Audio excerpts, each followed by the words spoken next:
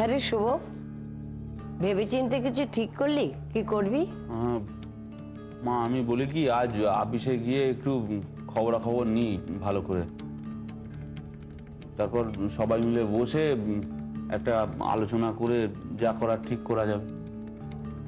কবে তোরা আলাপ আলোচনা করবি? তার জন্য কি মহামারী তোদের জন্য বসে থাকবে? কোথা দিয়ে কি ছড়িয়ে পড়বে কে জানে। ছেলে পুলের ঘর, এবার সাংঘাতিক রোগ, বুঝলি? ওর যদি অঘটন ঘটে যায়। আগে চারপাশের হালচালটা একটু বুঝে নিতে দাও। তাছাড়া খবরটা তো এনেছে পেকা, ওর ওপর আবার পেকা কি খবরটা মিঠাইয়ের দোকান থেকে পাকিয়ে নিয়ে এলো?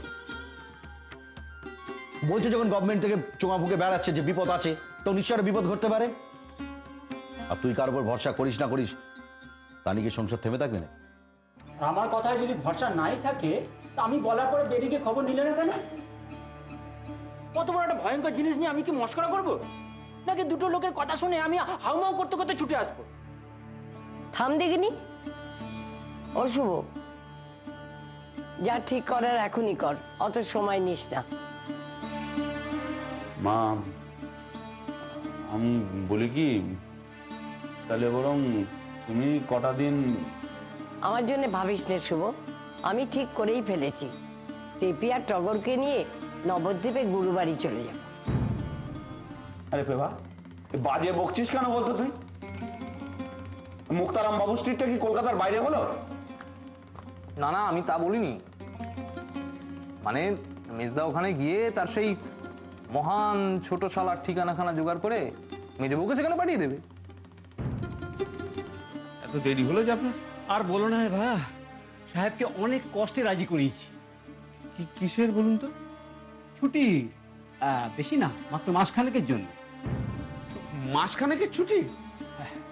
তুমি তো আছো ভাইয়া। আচ্ছা আপনাকে কে বললে বলুন তো আমি আছি? আহা, সবাই মিলে চলে গেলে কি চলে বলো? হ্যাঁ, আমি ভালোই ভালোই আপনাকে বলে দিলাম, আমাকে 2 দিন ছুটি দিতেই হবে। আমি পরিবারকে নিয়ে কোথাও একটা ঠিকঠাক জায়গায় রেখে দিয়ে আসবো। আর আপনি যদি আমার এক কথায় ছুটি না দেন, আমি কিন্তু না বলে কয়ে ডুব মেরে দেবো বলে দিলাম। আপনি দায়ী থাকবেন তার জন্য। এই বাবু, চললাম হে, বুঝলে? তা তোমরা কি করছো? ওই বউ বাচ্চাদের এদিক ওদিক পাঠাচ্ছি, তারপর নিজেরা অবস্থা বুঝে ব্যবস্থা নেব। দেখো কানু, এত বড় পাড়াখানা একেবারে শূন্য হয়ে গেছে গো।